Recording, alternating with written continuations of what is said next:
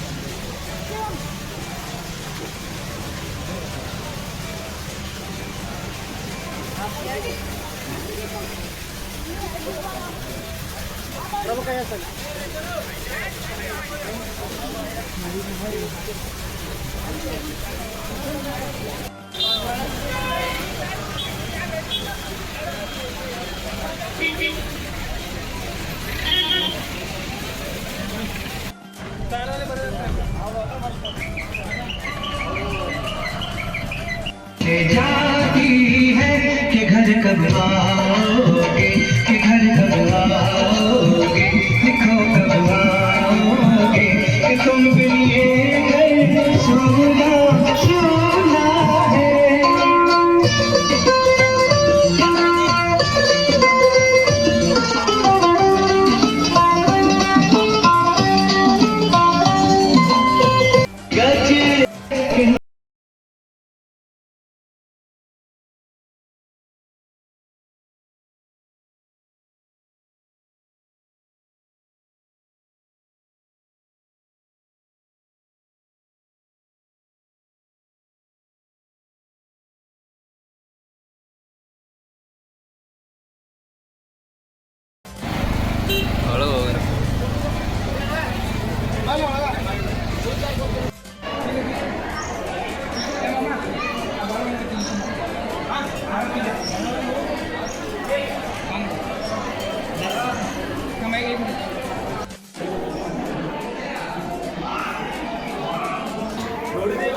जरा साइड द्या, side side side side side मामा 1 मिनिट सर साइड द्या, थोडा असं का थांबा 1 मिनिट.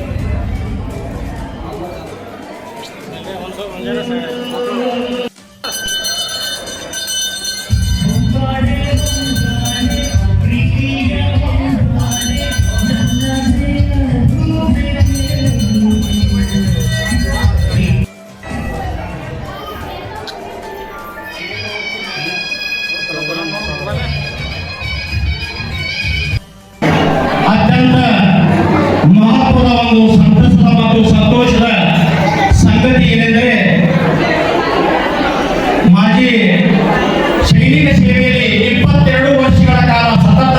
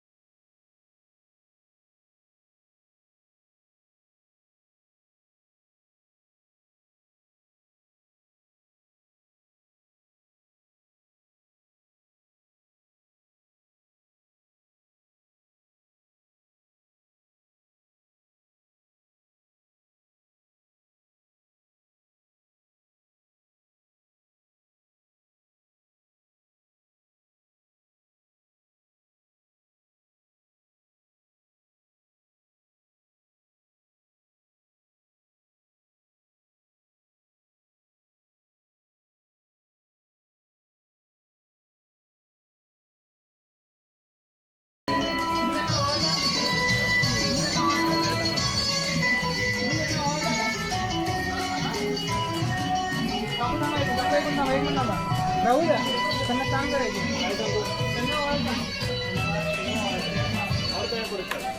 तुम्ही इकडे तुम्ही आत या. बाकी पाहिजे टोप काढून घालायची का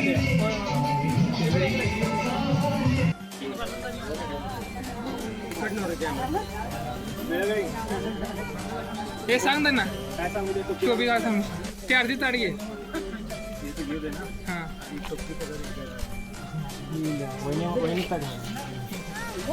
थांबा एक मिनिट झाला का रेडी झाला.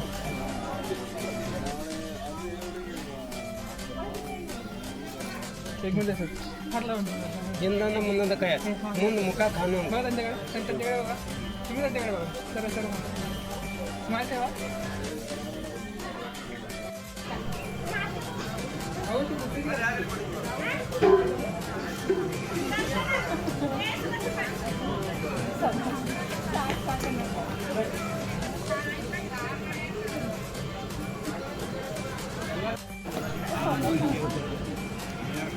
टाका स्क्रीन टाका.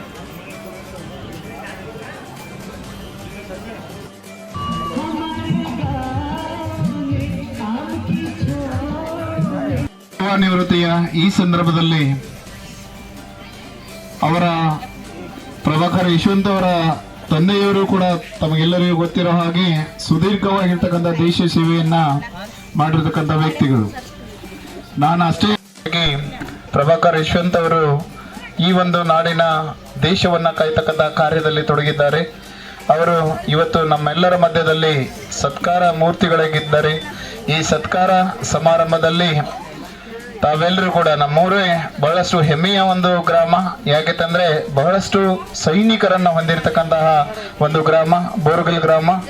ಈ ಸಂದರ್ಭದಲ್ಲಿ ನಮ್ಮ ಪ್ರಭಾಕರ್ ಯಶವಂತ್ ಅವರ ಸತ್ಕಾರ ಸಮಾರಂಭದಲ್ಲಿ ವೇದಿಕೆ ಮೇಲೆ ಆಗಮಿಸಬೇಕು ಅಂತ ಶ್ರೀಯುತ ಶಂಕರಮಾಮ ಬೊಮ್ಮಣ್ಣರವರನ್ನ ವೇದಿಕೆ ಮೇಲೆ ನಾನು ಆತ್ಮೀಯವಾಗಿ ಬರಮಾಡಿಕೊಳ್ತಾ ಇದ್ದೇನೆ.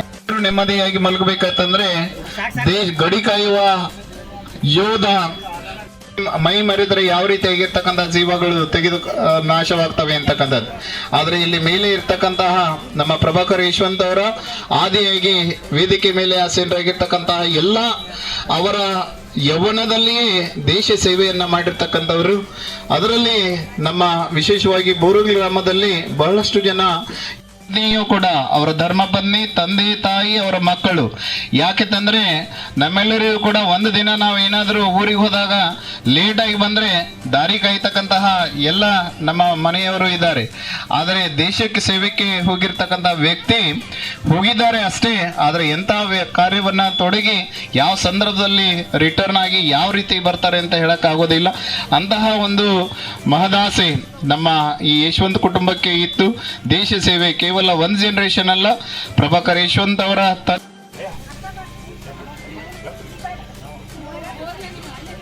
ಬರೀ ಕುಮಾರ ಯಶವಂತ್ ಅವರ ಧರ್ಮಪತ್ನಿಯು ಕೂಡ ದೇಶದ ರೈತ ಮತ್ತು ದೇಶದ ಯೋಧ. ಯಾವ ದೇಶದಲ್ಲಿ ಸತ್ಕರಿಸಲಿಕ್ಕೆ ಗೌರವಿಸಲಿಕ್ಕೆ ಪಡ್ತಾನೆ ಆ ದೇಶ ಯಾವಾಗಲೂ ಕೂಡ ಪ್ರಾಸ್ಪರಸ್ ಆಗಿರ್ತದೆ ಅಂತಕ್ಕಂಥ ಒಂದು ವಿಚಾರ.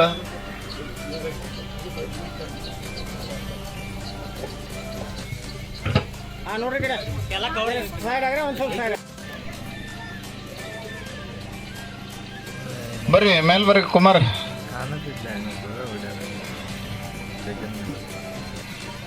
ಕುಮಾರ್ ಯಶವಂತ್ ಅವರ ಧರ್ಮ ಪತ್ನಿ, ಅವರ ಮಕ್ಕಳು ಎಲ್ಲ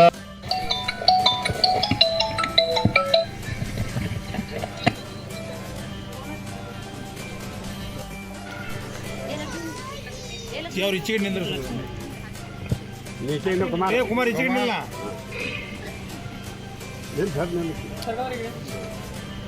everyone who are gathered here today now. This is a very proud moment to our family. I am congratulating a very happy 22 years of successful retirement in Indian Army. I can proudly say that soldiers are the real heroes of our nation. Soldiers are very greatest of our nation because they leave family, friends, parents and everything just for our nation. Thank you so much uncle for your dedication and service to our country. I am proud